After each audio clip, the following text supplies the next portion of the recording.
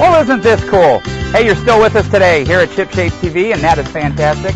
Hello, JB. Hi, John. We have been creating a custom ice chest for our 57-foot Monterey. Now what I want to do is I want to teach you how to make a fairing compound on your own so that when everything's said and done, when everything's painted, you could never tell that we did any type of work to the cabinet. And that leads us to our next guest, who we have the honor of having back on the program is my very good friend, J.B. Curl.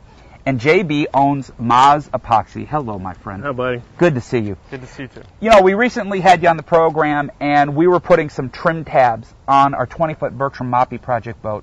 And we were using your thinner type of resin. Mm-hmm.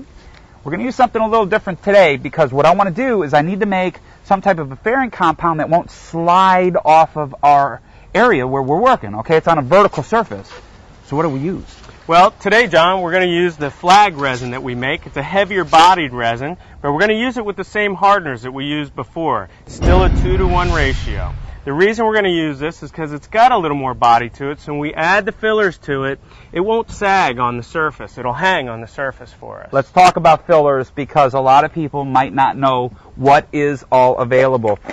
What's this first filler right here, JB? Well, the first filler we're looking at here, John, is called chopped glass. It's actually fiberglass that's milled down to about 3/16 of an inch, and it gets used for structural applications. It'll sand like concrete, so we don't want to use it for this application. Okay. Now the next one, this is actually wood flour. Yep. And I've used this before. I've used this on our wooden Adirondack guide boat. Mm-hmm. Okay, when we were building that, and you just mix this up with the resin. And this is very good for like a joint. Yeah, exactly. Gluing up wood, cold molding applications. It's inexpensive. It's not toxic, and it's easy to work with. But I'm going to be painting this cabinet. Right. Okay, so I don't need to use the wood.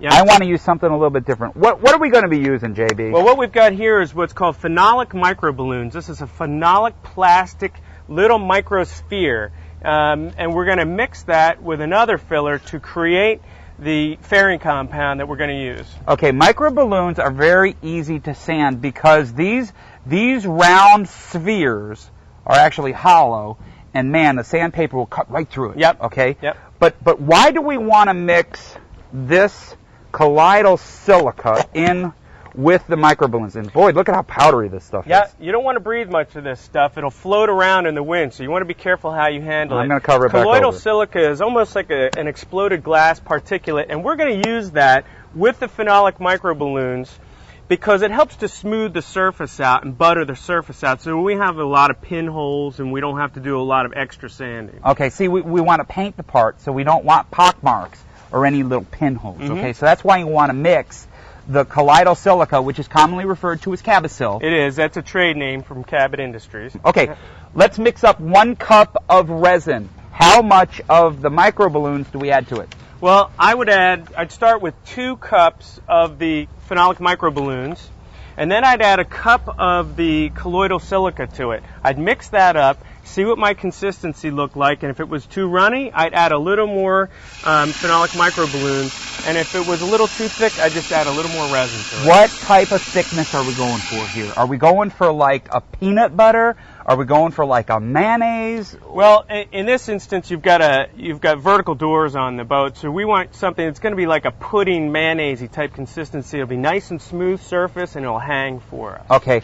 Now, a lot of these materials are very powdery, and I want to give you a little trick here when you're mixing them up with your resin. What I have is an ordinary mixing cup with a lid, and all I'm going to do is I'm going to take a razor knife, check this out, and I'm just going to cut into the top. I'm going to make an X right into the top.